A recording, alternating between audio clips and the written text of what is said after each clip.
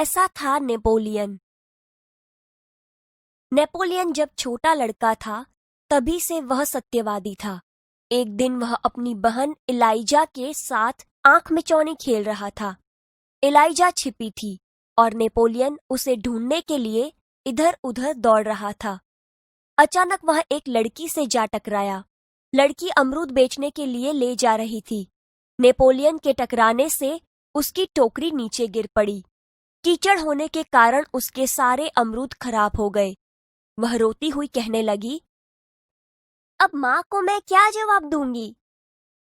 चलो भैया, हम यहाँ से भाग चलें। नहीं बहन, हमारे कारण ही तो इसकी हानि हुई है। यह कहकर नेपोलियन ने जेब में रखे 3 छोटे सिक्के उस लड़की को देकर कहा, बहन, मेरे पास ये 3 ही सिक्के हैं, तुम इन्हें ले लो। इन 3 सिक्कों से क्या होगा? मेरी माँ मुझे बहुत मारेगी। अच्छा, तो तुम हमारे साथ घर चलो, हम तुम्हें अपनी माँ से और पैसे दिलवा देंगे। भैया, इसे घर ले चलोगे तो माँ नाराज होगी। नेपोलियन नहीं माना। वह उस लड़की को अपने साथ घर ले गया। माँ को घटना की जानकारी देकर वह बोला, माँ, आप मुझे जो जेब खर्च देती है उसमें से इस लड़की को पैसे दे दीजिए। ठीक है, मैं तुम्हारी सच्चाई से खुश हूँ, मगर याद रखना, अब तुम्हें 1 महीने तक जेब खर्च के लिए कुछ भी नहीं मिलेगा।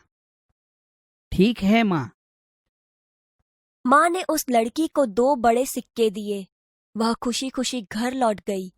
नेपोलियन को धक्का देने की सजा तो मिली, परंतु सत्य के पथ पर चलने के कारण उसे यह सजा भुगतने में अद्भुत आनंद आया। वास्तव में नेपोलियन सच्चाई के पथ पर चलने वाला इंसान था। बचपन से ही उसे खुद पर दृढ़ विश्वास था और दृढ़ इच्छा शक्ति भी।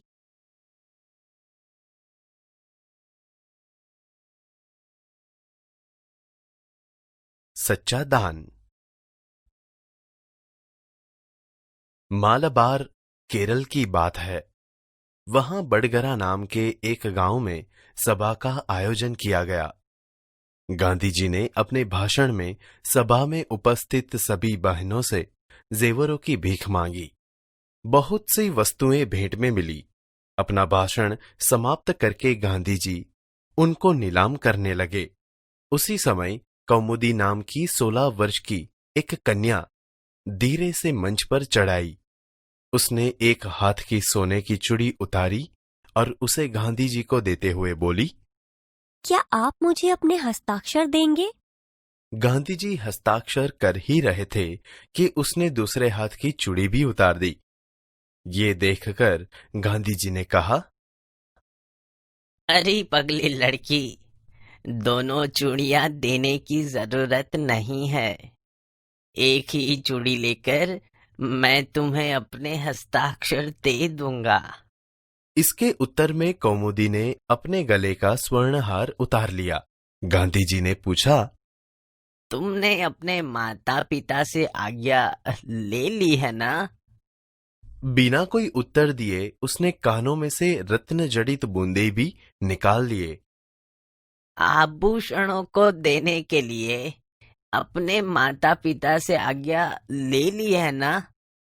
कौमुदी कुछ उत्तर देती इससे पहले ही किसी ने कहा, इसके पिता तो यही है ना? मान पत्रों की नीलामी में वही तो बोली लगवाकर आपकी मदद कर रहे हैं। तुम्हें यह तो मालूम होगा कि ये गहने दे देने के बाद तुम फिर नए गहने नहीं बनवा सकोगी।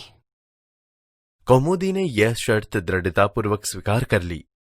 गांधी जी ने हस्ताक्षर करने के बाद यह वाक्य लिख दिया, तुम्हारे इन आभूषणों की अपेक्षा तुम्हारा त्याग ही सच्चा आभूषण है।